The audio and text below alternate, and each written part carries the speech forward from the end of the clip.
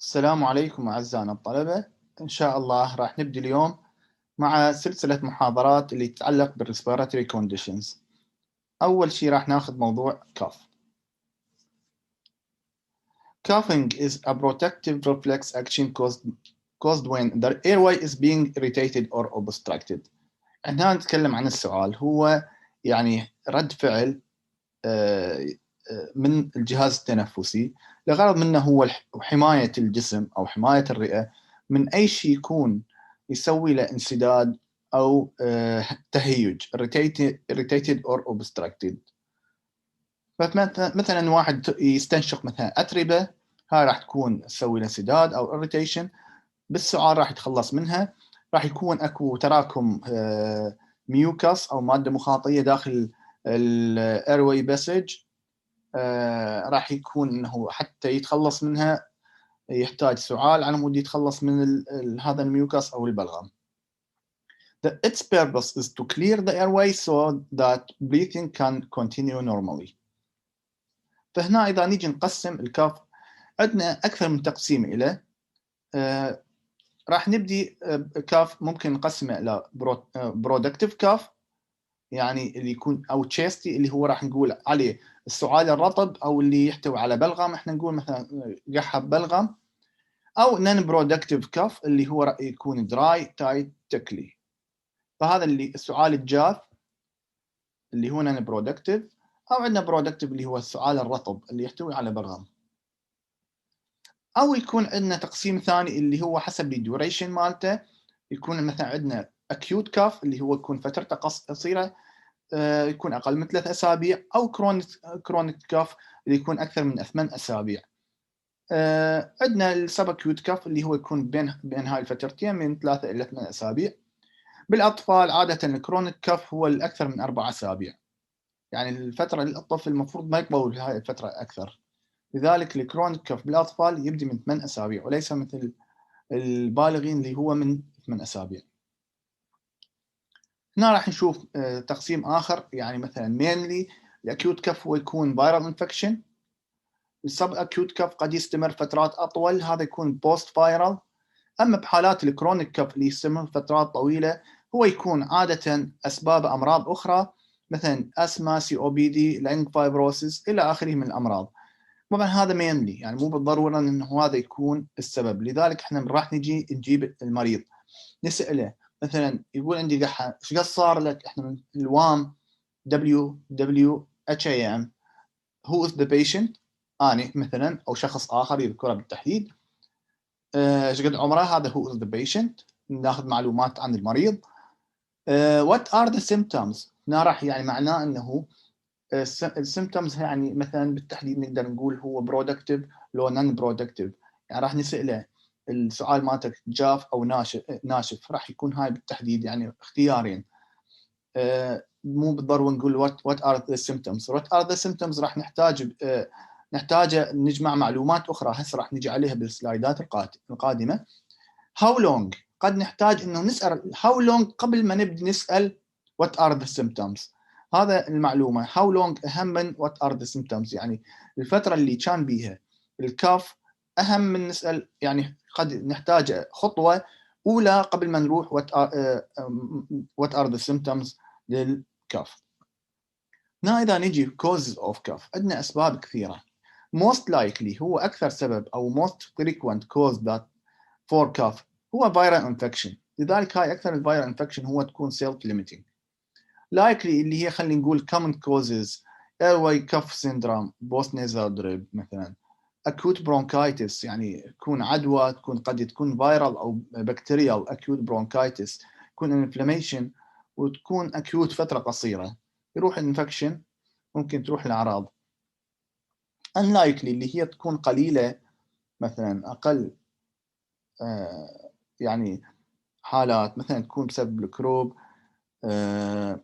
كرونيك برونكايتس، اسما، نيمونيا، والايس انهبيتر يعني انديوست، يعني يكون كاف بسبب ادويه معينه خاصه الايس انهبيتر مثل كابتوبريل، ليزينوبريل، والانالابريل. لذلك المرضى اللي هم حوالي 10% من اللي يستخدمون ايس انهبيتر راح يصير عندهم براديكينين accumulation، لأنه الأيس هو الأنجيوتنسين converting enzyme. وظيفته مو بس إنه يمنع التحويل الأنجيوتنسين 1 إلى أنجيوتنسين 2 وبعدين يرفع الضغط، ولذلك احنا نسوي بلوك لهاي العملية على مود يصعد الضغط. أيضا الأيس إنزيم هو وظيفته إنه يسوي بريك داون للبراديكينين. very unlikely اللي بعض الأمراض الأخرى اللي خلينا نقول مو شائعة عندنا جدا، وقد تكون مثلا تيوبركلوسيس، كانسر، يعني كف بسبب الكانسر، هارت فيلر. عادة هارت فيلر يكون يعني يكون واحد القحة مالته مو بلغم وإنما مثل الوقفة.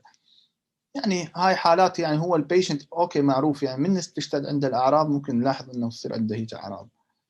الجيرد gastroesophageal reflux disease، هذا أيضا يعني أعراض متعلقة بالجهاز الهضمي بسبب إنه يصير aspiration للأسيد، يعني يطلع من الإسفاجس تصعد سوائل المعدة وبعدين يستنشقها ويقوم يقح يريد يتخلص منها. فهاي حالات أقل من الأمراض اللي ذكرناها لأسباب أعلى. هنا خلينا نشوف، احنا من نسأل what are the symptoms، اكو عندنا مجموعة أعراض اللي بعدين إذا المريض ذكرها هذا يعني تخلينا إنه رأسا نسوي direct referral to doctor، ما نروح لأي تصرف آخر. وهاي الأعراض طبعا مو بس متعلقة بالكف، أي respiratory disease قسم منها إذا كانت موجودة هاي تسوي لنا direct referral. مثلا chest pain قد يكون إلى أسباب أخرى، مثلا قد تكون cardiac causes، أسباب متعلقة بالقلب، قد تكون إلى gastric causes مثلا heart pain. لذلك الهارت بين يعني هي احنا من اسم هارت بين هي حرقة القلب، بس هي أصلها gastric، الستومك موجودة المعدة تحت القلب، لذلك من يصير ألسر يحس الوجع بقلبه بصدره. فهذا اصلا انا ما راح اعالج كف ولا اكو دور انه اقدر اعالج الكف من هاي الاعراض اذا اكو تشيست بين، لذلك هاي دايركت ريفيرال. ويزنج، اكو صوت يعني صفير مثلا قد يكون، او شيء يعني من يشهق، يعني هذا قد يكون له سبب انفكشن اسمى او كاردياك كوزز. شورتنس اوف بريث، يكون قصر يعني ضيق بالتنفس، النفس ما يقدر ياخذه كامل. سبيوتم، السبيوتم عاده هو المفروض يكون كلير، يعني بالنورمال انه يكون شفاف. اما اذا كان كلرد، عاده هذا الكلرد مو كله هو دليل على البكتيريال انفكشن، بس احنا بصوره عامه اذا كان كلرد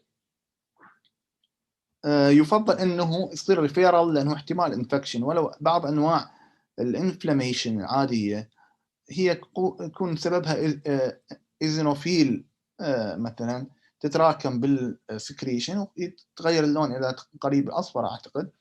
اما بحالات الكلير احنا المفروض هو السبيوتم يكون فيسكاس، بس مرات هو يكون تن او يعني هو يكون خفيف مائي. بهاي الحاله قد يكون فيتشر اوف هارت فيلير، يكون مثل الوقفه. يعني هذا كله مثلا يكون accumulation of fluid in lung يعني بسبب الهارت فيلير، فمن يقوح تطلع السوائل ويا السبيوتم، هي مو سبيوتم، هاي يكون سوائل متجمعه بالصدر. هيموبتيسيس يكون معناه انه يكون عنده ويا السبيوتوم يكون لونه جوزي الى اسود، هذا دليل انه، او قد يكون كلير بلاد، هذا قد يكون ساين اوف تيوبركلوسيس او اي نوع اخر من الانفكشن. ديوريشن، احنا بالمانجمنت يعني اذا كان بالصيدليه احنا ممكن نعالج الاكيوت كف، اما الكرونيك كف هذا يعني يحتاج further investigation، يكون ريفيرال. debilitating symptoms، الأعراض اللي مثلا تكون مثلا يعني ممكن نتوقع أن يسوي complication أو يعني تأثر على حياة المريض خاصة بكبار السن، هذول يحتاجون referral direct referral، ما ندخل، خاصة أن هم هيك أعمار كبار السن، يعني مو تكون الكف اللي هي المشكلة الوحيدة. هنا هو أصلا معرض إلى أمراض مزمنة كثيرة، أو قد يكون ياخذ أدوية أخرى مجرد انطيه اي سمبل كف برودكت ممكن انه يسوي له دراج انتراكشن ويسوي له مشاكل. لذلك نتجنب دائما يعني نتصرف من عندنا ويا كبار السن. اضافه انك تشون الكف اللي الطفل هو يقعد من النوم مثلا او اي شخص اخر، يعني يكون السعال عنده بالنهار ما عنده سعال، بس يشتد عليه بس بالليل ويقعده من النوم لانه يحس بالاختناق، هذا قد يكون انه احتمال مصاب بالاسمه. هنا راح نجي على التريتمنت. ما دام ذكرنا انه اكثر حالات الاسمه هي فيرال انفكشن، بهاي الحاله انه ممكن نعالجها ادويه السعال البسيطه اللي متوفره عندنا بالصيدليه، واللي هي هدفها انه تقلل من اعراض الكف. راح نشوف مثلا احنا هذني الادويه علاج السعال، طبعا اكثرها اكو كثير دراسات تقول انه هي مجرد انه بلاسيبو ما بيها فائده، بس المريض ما دام اجى للصيدليه يعاني من مشكله، دائما هاي يعني يحتاج شيء يريح به نفسه، لازم اني استخدم فد شيء لهاي المشكله مالتي، فياخذون علاجات اي شيء لعلاج الكف حتى يرتاح. وراح يقول نسبه كبيره من المرضى يقولون ان هم دا يستفادون من هاي العلاجات.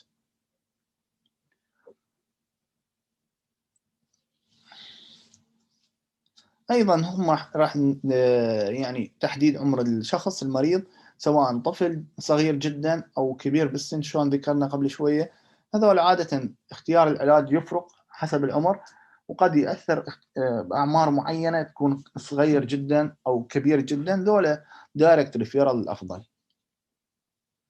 الكف برودكت هنا راح نشوفها هي تختلف انواع، قد تكون تستخدم للبرودكتيف كاف مثل اكسبكتورانت والميوكوليتكس، او قد تستخدم للدراي كاف او اللي هو نون برودكتيف كاف اللي هي نسميها كاف سبريت سنس او الانتي توسيف. بالاضافه انه عندنا ديمال سنس اند اذر كاف ريميديز، هذني ممكن تستخدم للبرودكتيف كاف والنون برودكتيف كاف. هنا راح نشوف الاكسبكتورانت اللي هي نسميها بالعربي مقشع. مقشعات عندنا جوافينيسين او الجلسري جلايكوليت، هذا نفس الدواء اسم واحد موجود عندنا بالاكسديل او برونكيوم. الاكسديل مكتوب عليه جلسري جلايكوليت، هو الاسم المعتمد بالعراق. ممكن نلقاه باذر برودكت اللي هو جوافينيسين، هو نفس الماده. هو اكسبكتورانت، الاكسبكتورانت الوحيد المثبت الفعاليه. بالاضافه عندنا يعني other compound can be used as expectorant مثل الامونيوم كلورايد اللي موجود بالساملين. الساملين باربع مواد، واحده منها اللي هو الامونيوم كلورايد، هذا عنده تاثير اكسبكتورانت. والاكو عندنا هيربل برودكت اللي هو ايبيكاكوانا، هذا ممكن يستخدم هم ايضا اكسبكتورانت. كلمه اكسبكتورانت الفكره مالتها انه هذا يزيد الووتر كونتنت بالسبيوتم، يخلي لوز يعني زي يذوبه، يضيف الماء حتى يكون سهل انه من واحد يقح يطلع البلغم. اضافه انه يزيد الرفلكس مال يعني الرفلكس باللانج ريفلكس حتى الواحد يقح اقوى. لذلك الاكسبكتورانت وحتى الميوكوليتكس اللي هي مذيبات البلغم، اذن يفضل انه مثلا ياخذ الواحد مثلا باوقات خلينا نقول الصبح الظهر المغرب مو بالليل، نريد نوقف مفعولها من الواحد يروح ينام، لانه تخليه يظل يقح، هو يريد يرتاح وينام. هاي تقوي القحه حتى يزيد انه التخلص من البلغم بسهوله او ذوب البلغم، فهنا ما نريد الواحد يحتاجه بالليل من ينام. الميوكوليتكس تسوي تكسر لل الاواصر او بريك ذا بايندينج الموجوده بالسبيوتم، فيصير لوز. فمثل استيل سيستاين، امبروكزول، كاربوسيستين. عندنا برومهكزين اللي موجود عندنا، برومهكزين اللي هو سلفودين موجود، سلفودين سامره شراب وحبوب، موجود بايسلفون ايضا حبوب وشراب وحتى اوبر. طبعا الاوبر مرات يستخدموها، طبعا واحده من النصائح انه الميوكوليتكس لا ينصح باستخدامها للمريض اللي عنده history of heart of gastric ulcer، يعني واحد عنده قرحة بالمعدة، لأنه هي أصلا الميوكس ممبرين بالمعدة هو أصلا protecting layer، من ياخذ ميوكوليتيك هذا راح يسوي لها بريك داون، لذلك بروتكشن موجود بالمعدة راح يقل، حماية راح تقل بالمعدة، فيزيد الخطر انه يزيد السيفيريتي اوف ألسر، يزيد شدة القرحة عند المريض. هاي ايضا هذا الامبروكزول اللي هو اسمه التجاري ميوكوسلفان، عندنا الاستيل سيستاين او اللي هو يسموه ايضا ان اسيتيل سيستاين، وهذا ايضا يختصروه ان اي سي ناك، وكثر استخدامه بالفتره الاخيره للمرضى الكورونا، قام ينصحون به على اساس انه بعض الدراسات تذكر فائدته مع مرضى الكورونا، زي التخلص من السبيوتم الموجود. هذا ايضا كاربوستاين موجود حبوب او كبسول، وموجود شراب، وموجود حتى اوفر. اكو اكثر من برودكت، يعني الكاربوستاين انتشر عندنا يستخدمون الساشيت اللي يحتوي على باودر، قد يكون effervescent ونن effervescent، يعني مجرد باودر يخلوه بالماء ينحل ويشربوه. عندنا ايضا ذكرنا الادويه اللي كانت تستخدم بالبرودكتيف كاف. من الادويه اللي تستخدم ايضا بالدراي كاف هنا راح نشوف الاوبيويد اند ريليتد دراجز، مثل اكثر شيء عندنا يستخدم كوداين دكستروميثارفان. كوداين عاده ما يستخدم لوحده، هي اصلا الاوبيويد هي تسوي respiratory depression او تقلل يعني respiration، يقلل مو respiration، تقلل يعني تاثر تسوي inhibition respiration، لذلك تقلل الكف. فهي موجوده باكثر من برودكت، التوسيرام والبلموكودين عندنا هي تصير ابيوز بيها، مدمنين ممكن ياخذوها بكميات كبيره، ذلك احنا معتادين انه ما نلقى الكوداين كسنجل ايجنت، لانه هذا اذا يكون سنجل ايجنت ممكن يزيد الادمان عليه، بس توجد مع ادويه اخرى ان كومبينيشن حتى تقلل نسبه الادمان. نلقي وياها مثلا ضمن البرودكت، مثلا قد يكون خاصه بالكولد نحتاج عندي كونجستنت، او موجود انتي هيستامين. انتي هيستامين ايضا هي كف برودكت. ديكستروميثورفان طبعا ادمان عليه قليل، لذلك نلقاه حبوب او شراب يكون ايجنت لوحده، وحتى قطرات اطفال ممكن تلقون. الانتي هيستامين هنا راح نشوفها قد تكون سيديتنج انتي هيستامين، يعني ادويه حساسيه تسبب النعاس، او نون سيديتنج انتي هيستامين. النون سيديتنج انتي هيستامين هي يوزلس وغير ذات فائده في علاج الكف، اللي نحتاجها هي الافضل يعني السيديتنج انتي هيستامين دايفن هيدرامين اللي هو الالرمين، معروف عندنا بالصيدليات.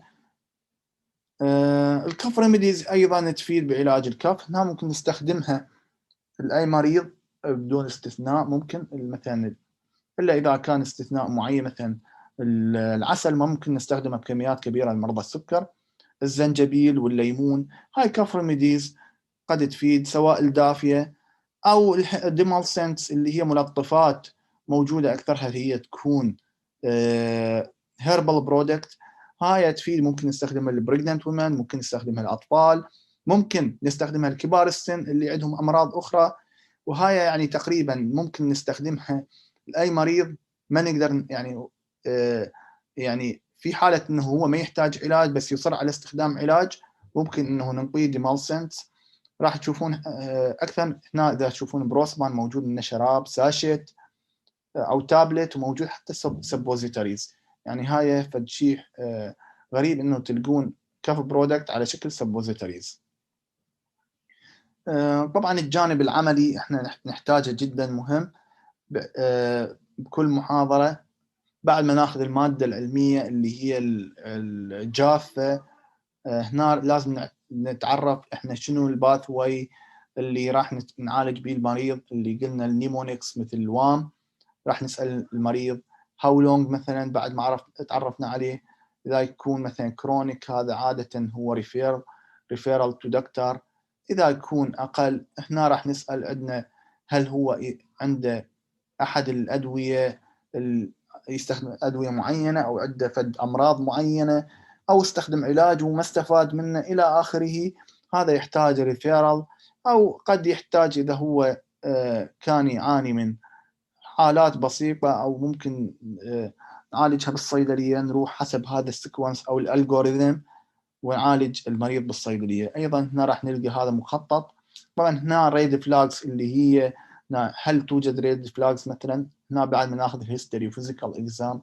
ريد فلاجز اللي هي الأمراض أو الحالات اللي رأسا تخلينا نروح إذا هو ريد فلاجز yes immediate further assessment if indicated hospital referral therapy. يعني هذا إذا موجودات تحتاج referral further referral. بقية ممكن أنه نشخص حالة معينة yes no إلى أن نوصل تشخيص اللي هي قد تكون mostly viral infection. هذا ممكن نتدخل بالصيدلية ونقضيه فد كف برودكت يمشي بحاله خلينا نقول إلى أن الأعراض تخف تدريجيا.